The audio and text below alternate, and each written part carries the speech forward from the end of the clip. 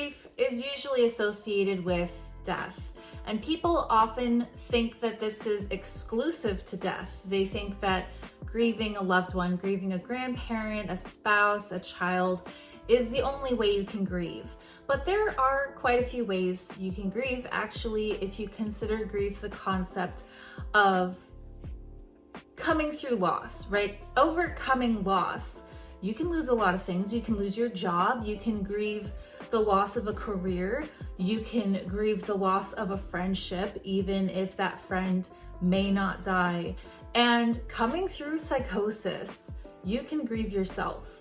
To preface this video, I just want to throw out a trigger warning. I think I will be putting trigger warnings at the beginning of all of my videos from now on, because some people have brought up that my videos can be triggering, and I think that this is because the subject I talk about, which would be psychosis, is grim. It is not for the faint of heart. People who go through it are very, very strong because they're going through terror. And I talk about psychosis in detail. I talk about the symptoms, the experience, the recovery. I talk about what it feels like to go through that. So if that at any point may be triggering for you, you are welcome to leave the video. I'm sorry in advance for any distress I may cause through talking about this subject. Moving on. What is it like to grieve yourself? How could you possibly grieve yourself? Well, people in psychosis aren't always aware of what's happening. They may not know until after their psychotic episode that they've been through certain events, that they've had even just conversations with people, that they've performed certain actions, that they've done things that they didn't even know were happening. So for a lot of people coming out of psychosis and looking back on the time that they lost, they're finding out an entire part of their lives that they didn't know was going on. And you really are losing time, because so many people will go through very long episodes of months or even years where they are not really there. They're a bit absent in their life because the illness has taken over. The illness is dictating their actions. The illness is determining their life. Time lost is one of the biggest things that I've personally grieved while recovering from psychosis, and I think this is absolutely a stage of recovery for a lot of people. Maybe not all, but I do know this is a common phase that a person has to overcome, grieving things like time lost.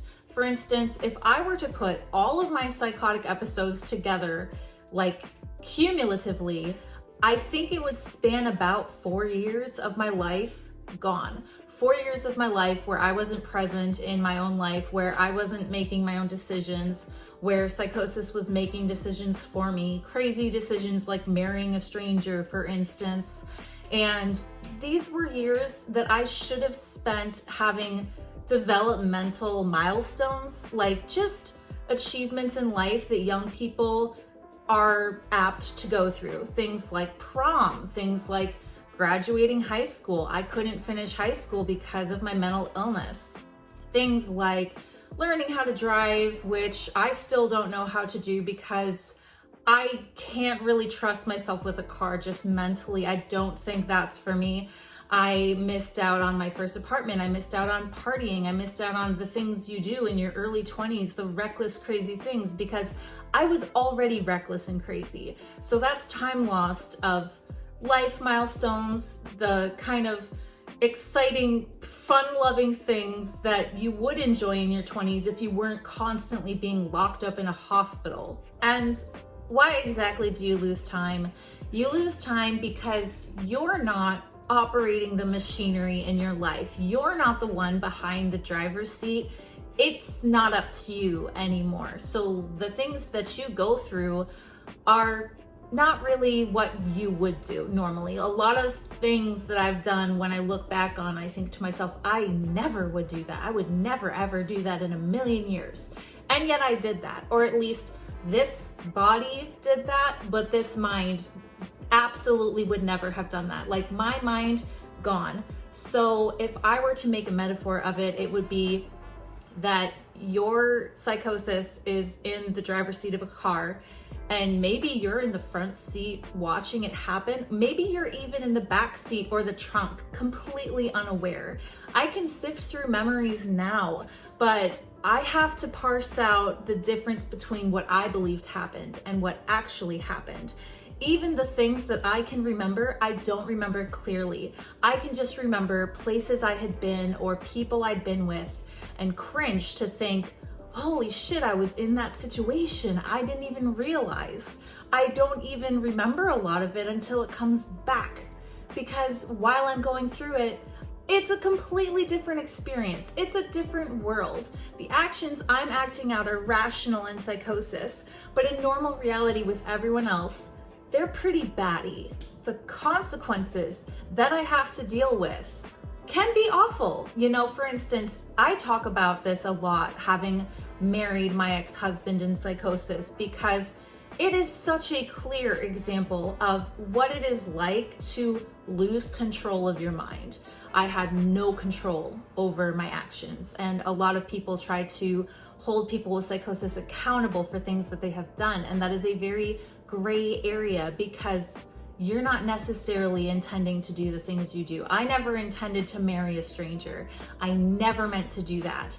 I thought I was marrying a god, and the consequence of marrying a stranger is that I was in an abusive domestic violence marriage. I was thoroughly traumatized, and after coming out of psychosis, got a legal annulment, which most people would not do. Most people go through divorce, but the courts determined that I had been through an experience that I was not responsible for, that I could not consent to. That is what psychosis does to you. Those are the kind of consequences that you have to deal with after the fact, that you come back to reality to find out happened, that you now have to grieve. It's shocking to find out what you have done, what you have been through, what experiences happened that you had no control over, because I sincerely thought I was rational and sane in psychosis. And when I came out of it, I had to go through this huge, sweep through my mind to realize, boom, boom, boom, boom, boom, what the fuck happened to me? This. Things that are incomprehensible, things that I live with now, the trauma of living with things, and the aftershock of finding out for the first time that this happened while it's in the recovery, after it's happened. You know, that is shocking. It is as shocking as being blindsided by a train. It knocks you down. And it's horrible to have to sift through memories and find out for the first time what happened to your life. Not allowing it to crush you or overtake you, to determine your reactions and decisions moving forward. Not allowing it to dictate the rest of your life is hard. And that's where the grief comes in. Realizing that this is something that's dominated you.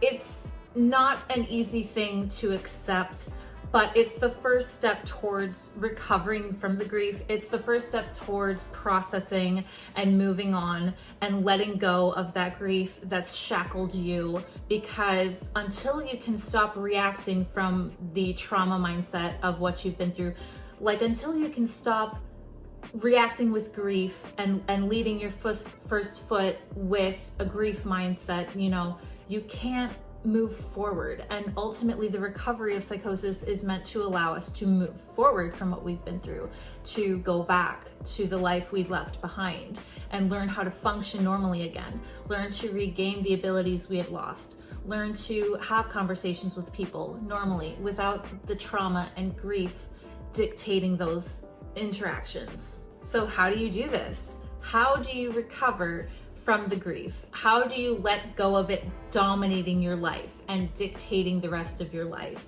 You start with, I guess I would say you start with acknowledging the memories without reacting to the memories, because as I said, the grief can dominate your reactions. It can determine your reactions. So if you can practice, what do they call it? Radical acceptance.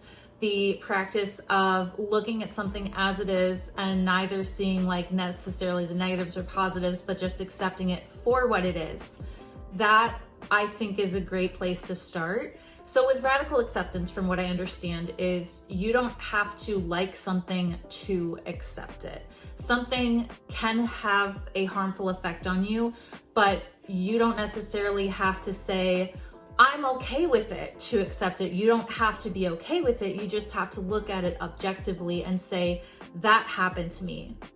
That's what I accept. I accept that this fact of what happened to me is true.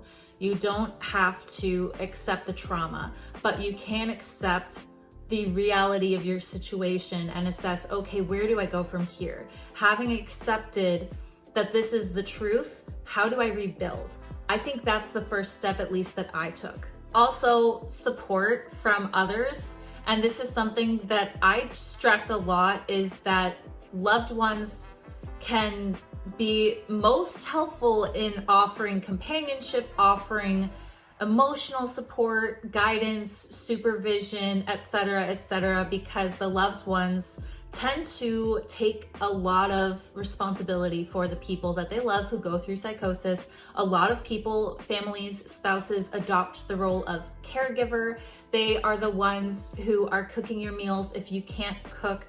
They are the ones doing your laundry, because basic things like that are very difficult in psychosis. But most importantly, loved ones can offer companionship. And I cannot stress enough how crucial that is, because even recovering from psychosis after the fact, you will still need this kind of emotional support from people. Maybe not necessarily the caregivers that cared for you, although they probably know better than anyone what you've been through and can offer insight, but friends. You may have lost friends in your episodes, and reconnecting with people and reestablishing and rebuilding those relationships. These offer a lot of support. It's helped me a lot. I reconnected with a lot of people after psychosis, because the nature of my illness had me drop off the map, and people didn't see me for months. And then I came out of psychosis and I was shell-shocked and I couldn't speak, and I was very flat affected. Like, I don't know, how would you say that? I had a flat affect. I was expressionless. I was clearly broken, and my friends took me back, and they played an integral part in helping me to heal and to come back and to, regain the life I had lost. And sometimes having creative outlets for people who tend to be very creative offer a lot of solace in overcoming the grief. Now, this is not for everyone. Not everybody is like artistically inclined or musically inclined or a writer or what have you. But for those of you who are, I think that I don't really try to give advice, because I'm absolutely not qualified for that. But I think what's really great is picking up a pen and writing in a journal, or getting a brush and paints and making a painting, because it's almost like play, and kind of reverting to that childlike play mentality can be very relieving. Letting go of the stress of the burden of everything that's weighing on you, to allow yourself to just have time to let go and play and paint and write. That, I think, goes a long way. And so maybe if you're not into art and writing and whatnot, you may find this similar relief of going back to that childlike self that is innocent and pure through comedy, like watching comedy specials. Maybe you are interested in theater or concerts. Try to find something enjoyable, something that brings you back to that core person inside of you who used to love playing outside. Go ride a bike. Go do rock climbing at a gym. Like, who knows? It could be anything, but find a hobby, a passion, an enjoyable pursuit that allows you to tap back into that inner child before you were hurt. I know for me, I got a lot out of just drawing and painting coming out of psychosis. For one thing, it took my mind off of myself, because I would be in this art zone where I wasn't really thinking about what I'd been through, and I tended to have a lot of ruminating thoughts about these memories and the feelings associated. And it was a reprieve for me. My mom would take me to the pottery shop and we'd paint pottery together. I got a new sketchbook and just drew. And for the first year coming out of psychosis, I was drawing every day. I got pretty good doing that actually. And that was a distraction for me. It gave me a time off from the work I was putting into my recovery, a break from that hard work of recovering, because we all deserve a break. And if you're dominated by your grief, you're probably working really hard to get past it. And sometimes working that hard is actually what stops us from making forward progress. Sometimes what you need is a break to de-stress, to get back up and put in the work more carefully, more thoughtfully. Pushing is only another way to further the stress. Allow yourself the room to grow and allow yourself the room to let go. Allow yourself the room to take up space, to fill out the areas of your life that were shrunk. You know, we live very small, limited lives in psychosis. Our world is a lot smaller, it's a lot lonelier, and you really have to fill out your character, your personality, the aspects of yourself that may have atrophied. You know, the longer I stay in psychosis, the more I lose my personality. And I regained that through social interaction and through the creativity and through the radical acceptance, those steps that were very thoughtful, very gentle, very much guided. And I think that was how I got here to the place where I'm not grieving anymore. I think it was because I was gentle with myself and I allowed myself to grow. I didn't put any expectations on the timeline of how long it would take to grieve. I was so overwhelmed by the grief that I wasn't thinking about how long it would take to get past it. I got through it naturally by just giving myself that room and letting myself play and letting myself take naps, for God's sake. Any little gentle way that I treated myself was a kindness to myself. I deserved a lot of kindness. I still do. We all deserve kindness. And being kind to yourself, I think first and foremost is where to start. Actually, now that I'm thinking of it, is not beating yourself over what you've been through, not beating yourself up for your actions. I should have said that earlier, but I'm only just thinking of it now, that treating yourself with love, huge. It was very hard to treat myself with love, but I love myself today, and it was necessary to get through what I've been through. If you're struggling to love yourself coming out of psychosis, if you're struggling with guilt, embarrassment, shame, any of the feelings that are all too common for people to feel coming out of psychosis, at the very least, allow others to love you, allow others to lift you up. If you don't have people in your life that can do that, you can find support groups. They're out there. We have NAMI in America. I don't know what they have other places, but there are mental health services all over that have groups. Maybe join an online community. I know I have found a lot of relief through YouTube and TikTok and just the advocacy community in general. I've met a lot of people I can relate to.